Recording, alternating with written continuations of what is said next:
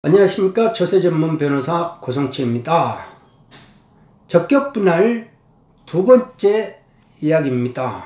그러면 5월 1일 날 5,592억 원이 넘어갔다고 했는데 나중에 보니까 안 넘어갔다 이거예요. 넘어갔다고 제출한 거는 보면은 개시대차 대조표가 있지 않습니까? 그 분할된 그 법인의 개시대차 대표는 우리가 5월 1일 날 5,592억 원을 다 받았어요 라고 그렇게 나와요. 그리고 그 다음에 그 해 감사 보고서 있잖아요. 감사 보고에도 5월 1일 날 다 넘어갔다고 이렇게 감사 보고서가 됐답니다. 그러니까 회계법인이 그렇게 했어요. 그리고 그거를 공시를 했다 이거예요. 5월 1일 날 다 넘어간 걸. 그리고 감면 신청도 그렇게 했고. 근데 그 당시에는 과세관청이 그걸 몰랐어요. 근데 어떤 경위에 의해서 감사 지적을 받아가지고 다른 요건이 해당이 안 된다. 포괄 승계가 안 됐다 해가지고 과세가 돼가지고 문제가 터졌다. 네? 지방세에서 문제가 터지니까 결국은 국세도 같이 과세할 수밖에 없었다. 이겁니다. 그런데 그 지방세가 1,000몇 억이고 국세가 그러면 3,000몇 억이 된다. 한 3배 차이가 난다 하더라고요.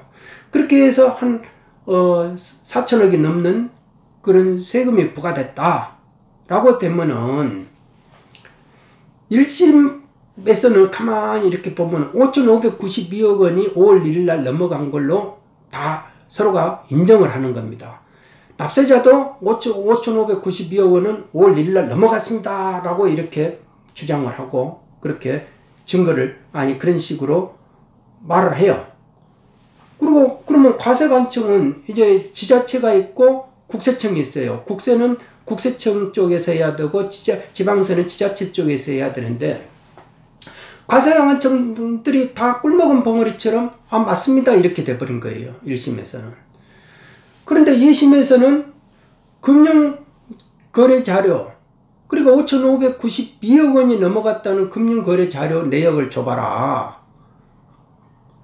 안 주는 거예요. 줘봐라. 라고 해서 어느 금융기관에 통해 가지고 문서 제출 명령을 했다. 그렇게 해서 자료를 보니까 5월 1일 날 안 넘어간 거예요. 안 넘어갔다 이겁니다. 그러니까 그때서야 납세자 측에서 뭐라고 그러냐. 아니 분할 실무상 좀 현금 같은 거는 좀 늦게 넘어가도 된다. 라고 이렇게 말을 하는 겁니다. 그러면 왜 1심 때까지는 꿀먹은 5월 1일 날 넘어갔다고 극구 그렇게 주장을 했느냐. 이제 들키니까 5월 1일 날 안 넘어간 거는 맞는데 5월 26일 날은 넘어갔다. 그러니까 현금이니까 조금 늦게 넘어가도 된다.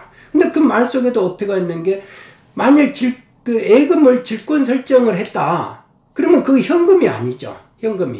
현금이 아니기 때문에 그 3,000억, 5,592억 원 중에 3,000억짜리가 있었다 하면 그거는 현금이 아닌 거예요. 그러니까 그 사람들 주장으로도 보면은 어떻게 되냐. 2,592억 원만 5월 26일 날 넘어가도 그러니까 현금이니까 좀 늦게 넘어가도 된다는 말은 3,000억의 부분에 대해서는 해당이 안 된다.